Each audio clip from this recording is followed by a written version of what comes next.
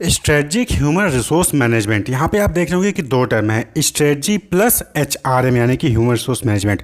देखिए human resource management में क्या होता है कि आप वहाँ पे जो ह्यूमन रिसोर्स होता है उसको मैनेज करते हो, यानी कि उसकी रिक्रूटमेंट कब करना है, सिलेक्शन कब करना है, ट्रेनिंग कब देना है, परफॉर्मेंस अप्रेजल कब करना है, कॉम्पेंसेशन प्लान कैसे डिसाइड करना है। तो इन सारी चीज़ों से रिलेटेड जो है आप वहाँ पर डिसीजन मेकिंग करते हो।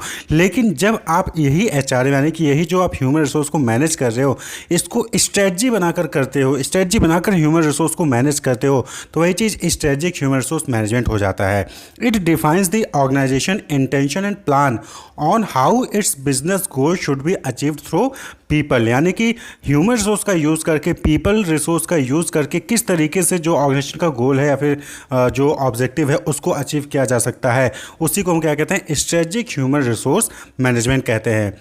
गूगल में क्या हुआ था कि एक प्रोजेक्ट ऑक्सीजन जो है नाम का प्रोजेक्ट चलाया गया था, जहां पर क्या हुआ था कि 6 टेक्निकल मतलब कि कुछ टेक्निकल कैंडिडेट्स को जो है बाहर से रिक्रूट किया गया था और उनको ये जॉब दिया गया था कि वो एम्प्लॉय को इंटरव्यू करें और की पॉइंट एरिया को आइडेंटिफाई करें और उस पर जो है काम करें। तो वहाँ पे क्या हुआ कि 6 से 8 की पॉइंट को निकाला गया और उसके ऊपर जो है ट्रेनिंग दी गई एम्प्लॉयज़ को। तो जिससे क्या हुआ कि ओवरऑल इंप्रूवमेंट हुआ पीपल मैनेजमेंट का, और साथ ही साथ जो टर्नओवर था, सेटिस्फैक्शन था, परफॉर्मेंस ओवर टाइम था, वो सारी चीज़ें जो है इंप्रूव हुई हैं। तो ये क्या हुआ, ये स्ट्रेटजिक ह्यूमन रिसोर्स मैनेजमेंट हो गया। आपने एचआरएम किया, आपने नॉर्मली जैसे रिक्रूटमेंट, सिलेक्शन, ट्रेनिंग, परफॉर्मेंस, ये सब चीज़ें होती वो हो रही हैं, लेकिन आपने वहाँ पे क्या किया, उसी चीज़ को स्ट्रेटजी बनाकर, यानी कि आपने एक प्लान बनाकर जो है ह्यूमन रिसोर्स को मैनेज किया। तो वही चीज़ स्ट्रेटजिक ह्यूमन रिसोर्स मैनेजमेंट कहलाती है। तो ये क्या हो गया, a process of managing human resources that links the workforce with the core strategies, objective and goal of an organization, यानी कि जो मेन ऑर्गेनाइजेशन का गोल होता है, ऑब्जेक्टिव होता है, उसको जो है वर्कफोर्स को लिंक करती है। कौन, स्ट्रेटजिक ह्यूमन रिसोर्स मैनेजमेंट। तो यहाँ पे अगर ओवरऑल कहे कि क्या है स्ट्रेटजिक ह्यूमन रिसोर्स, तो वही है, एचआरएम ही है, लेकिन यहाँ पे आप एक प्लान बनाकर, एक स्ट्रेटजी बनाकर जो है ह्यूमन रिसोर्स का यूज़ करके आप अपने ऑर्गेनाइजेशन की गोल को अचीव करने की यहाँ पे कोशिश करते हैं। क्लियर। तो according to Wright and Snell, उन्होंने क्या डिफाइन किया कि SHRM can be defined as the organisational system design to achieve sustainable competitive advantage through people. तो यहाँ पे क्या है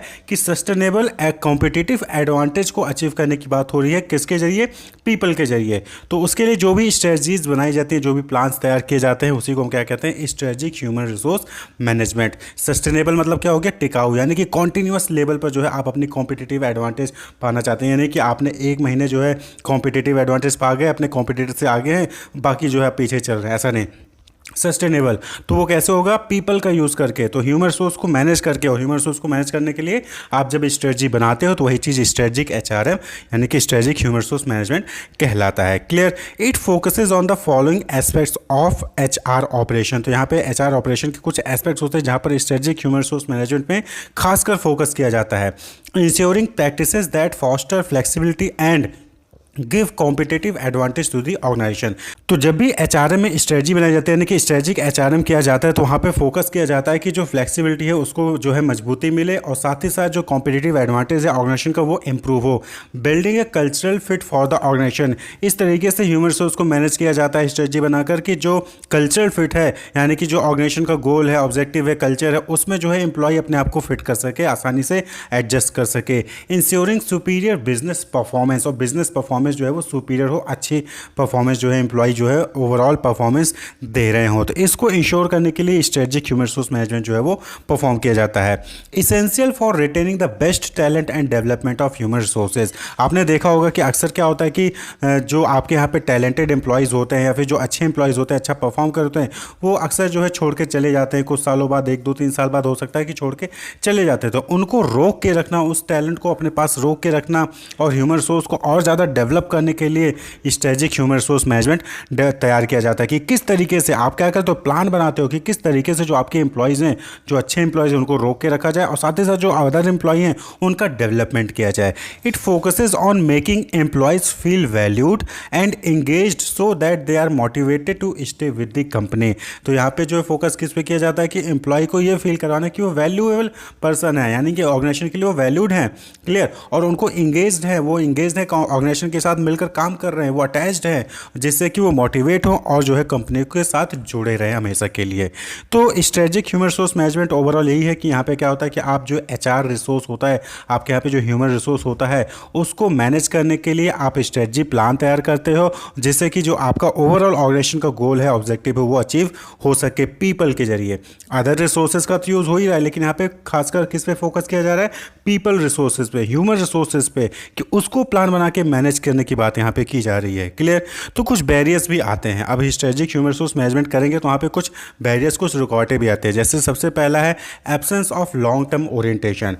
यानी कि यहाँ पे क्या है कि स्ट्रेटेजिक एचआरएम में क्या होता है कि अब भाई आपने रिक्रूटमेंट कर लिया, एक साल बाद छोड़ के चला जा रहा है, फिर आप रिक्रूटमेंट करते हो, फिर कॉस्ट आती है, फिर जो है आप एम्प्लॉय को ट्रेनिंग देते हो, परफॉर्मेंस अप्रेजल करते हो, उसके बाद वो फिर छोड़ के चला जाए। तो इससे क्या होता है कि इससे आपकी कॉस्ट आती है और साथ ही साथ आपका जो लॉन्ग टर्म गोल है उसको आप अचीव नहीं कर पाते हो। तो स्ट्रेटेजिक ह्यूमन रिसोर्स में क्या होता है कि यहाँ पर जो है इस तरीके से रिक्रूटमेंट करने की कोशिश की जाती है जिससे कि जो एम्प्लॉय आपके पास आए तो वो फिर आपके पास आए तो लॉन्ग टर्म तक जो है आपसे जुड़ा रहे, लंबे समय तक आपसे जुड़ा रहे। तो इससे क्या होता है कि इससे जो है बार बार आपका जो एट्रिशन रेट होता है वो कम होगा और साथ ही साथ आपकी परफॉर्मेंस क्या होगी, अच्छी हो जाएगी। तो पहला यहाँ पे बैरियर क्या हो गया कि लॉन्ग टर्म ओरिएंटेशन नहीं होता है ऑर्गेनाइजेशन का, यानी कि वो लंबे दूरी तक नहीं सोचते, वो सोचते हैं कि अभी काम चलाने के लिए 10,000 15,000 में एम्प्लॉय रख लो, बाद में देखा जाएगा। तो ये सोच जो है वो हटानी होगी। क्लियर? दूसरा है lack of adequate support from top management. यानी कि स्ट्रेटेजिक ह्यूमन रिसोर्स मैनेजमेंट करने के लिए जो टॉप मैनेजमेंट से सपोर्ट चाहिए होता है, जो भी फिनेंशियल सपोर्ट हो गया, फिर जो डिसीजन सपोर्ट हो गया, वो सपोर्ट जो है आपको नहीं मिलता है। इसलिए वजह से स्ट्रेटेजिक एचआरएम नहीं हो पाता है। Resistance from labour union. अब स्ट्रेटेजिक एचआरएम करो तो वहाँ पे बहुत सारी चीज़ें जो ट्रेडिशनल वे में थी उसको आप चेंज करने की बात करते हो। अब पहले क्या था कि पहले आप एडवर्टीजमेंट निकालते थे, अब आजकल क्या है कि आप वेबसाइट पे जो है अपने करियर पेज पे निकाल देते हो और उसके बाद वहाँ से लोग अप्लाई कर लेते हैं। तो बहुत बार ऐसा होता है कि जहाँ पर लेबर यूनियन होते हैं वो रजिस्टर करते हैं, यानी कि वो चेंज करने पर रोक लगाते हैं, वो नहीं चाहते हैं कि चेंज हो। तो इसकी वजह से भी जो है यहाँ पर स्ट्रेटेजिक ह्यूमन रिसोर्स में जो है प्रॉब्लम आती है।